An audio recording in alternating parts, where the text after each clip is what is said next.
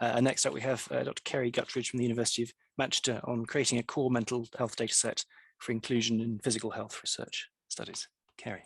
Hi, unfortunately, Kerry is rather unwell today, so I'm going to do my best to fill in for her. My name's Zara, I'm Zara Bernard, and I'm a research associate at Greater Manchester Mental Health NHS Foundation Trust.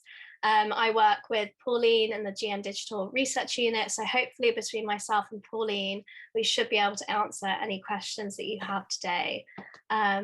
So sorry, everyone. So today I'm going to be talking about the CMHDS project, which is a feasibility study to define and embed a common mental health data set in physical health studies. So the study is being run by the GM Digital Research Unit, and the unit belongs to Greater Manchester Mental Health NHS Foundation Trust, but we're also affiliated with the University of Manchester.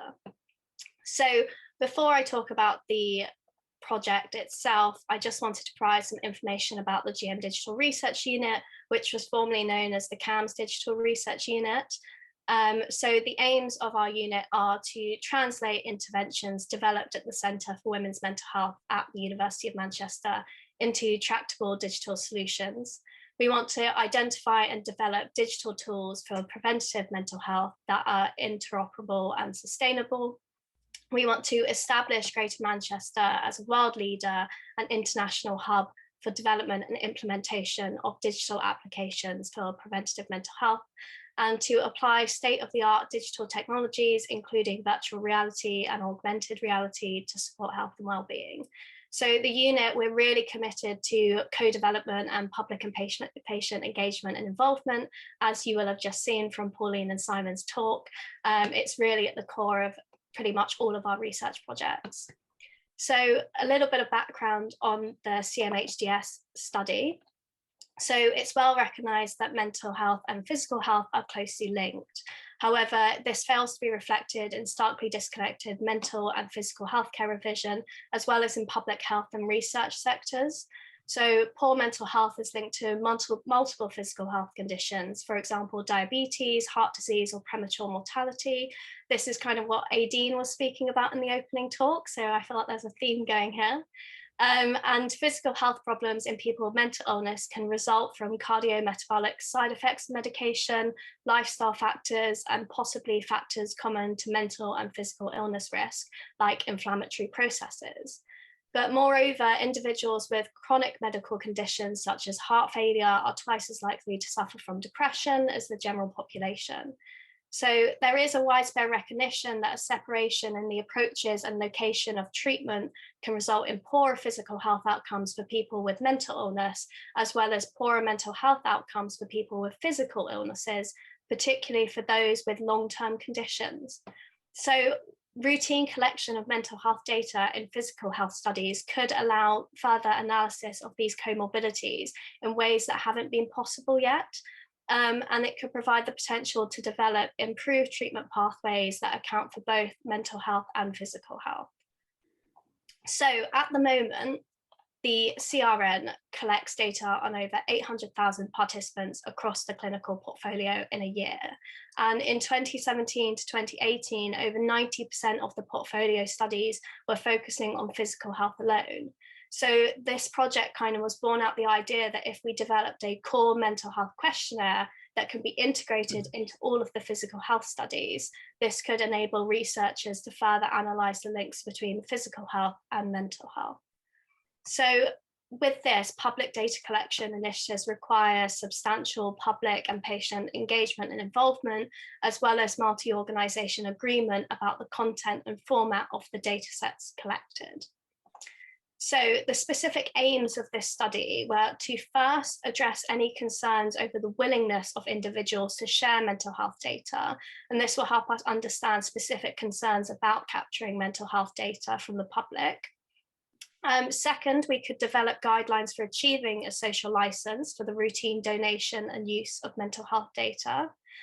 Third, we want to co-define a common mental health data set with mental health stakeholders as well as PIs on physical health research studies. Fourth, we will develop a user-friendly and secure website to capture the common mental health data set within routine data collection on physical health studies. And then finally, we want to conduct a feasibility study of embedding the common mental health dataset across 3 physical health studies.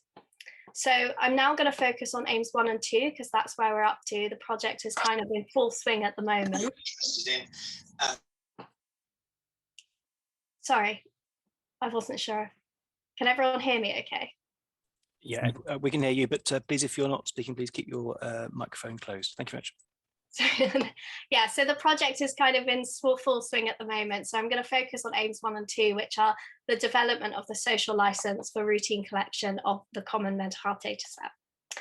So work package 1 is where we're up to at the moment. So as I said before, public and patient engagement and involvement is really at the heart of all of our projects, and this project in particular. So it's been co-designed with PPIE representatives. They sit on our management committee, and in work package 1, we've done a huge amount of public and patient involvement. So to develop this social license and have widespread acceptability of the collection of data that has genuine public acceptance, we need to have extensive public consultation. And we want to ensure that any public concerns are really taken into consideration, and we can build a safe and acceptable way of collecting mental health data that can really benefit people. So we wanted to go beyond complying with legal requirements for research and develop guidelines for data collection that were really acceptable to the public, but not only that, but also instill public trust and confidence. So any public consultation really needs to be with a broad and diverse group of participants to ensure that all perspectives are considered when developing guidelines for data collection. So to achieve this, I'm just going to say a few things we have done and a few things that are in the process of being done. So we've done a consultation with public participants, which were purposely selected to be representative of the population in terms of ethnicity, age, educational attainment, and geographical location. So the consultation involved discussion around 3 key themes. The first was the benefits and risks of collecting mental health data and physical health studies. The second was what would be an acceptable content for the data set in the public eye. And the third was any conditions necessary to instill public confidence in this data collection. So we completed this consultation and we managed to recruit 200 members of the public, and the data is now being analysed at the moment. We've done loads of workshops, it's been really great. So the outcomes from all of this public engagement work is going to feed in to the subsequent work packages, which I'm going to go over in a minute. So what is still to come is that we want to have some involvement of creation of creative media. And so we want to be able to disseminate guidelines for this research to a wider public audience, as well as get people to comment and feedback on the processes we've done. So the media are currently under production, but it's going to involve animations and GIFs and short films, lots of things that can be shared on social media and stuff. So participants in the workshops are being invited to participate in some filmed interviews so they can share their thoughts on the process as well as on the mental health data set. So what's next to come is we are currently in work package 2. So we're running stakeholder workshops with professionals who work in physical health research on studies as well as technical experts. And this next step will be to kind of co-define the data set based on our first work package of all this PPI work we've done on developing the social license. The stage after that, work package 3, will be to actually develop the website to collect the core mental health data set and then test it with members of the public who will then feedback on its usability and check that it's, it's actually usable and likable. And then work package 4 will be when the data set is developed, we're going to test the feasibility of actually embedding it in physical health studies. And we've got 3 studies that we're going to be embedding it in, hopefully. So if you're interested in the outcomes of the research, as we're still in full swing, we're going to be posting it on the GM Digital website.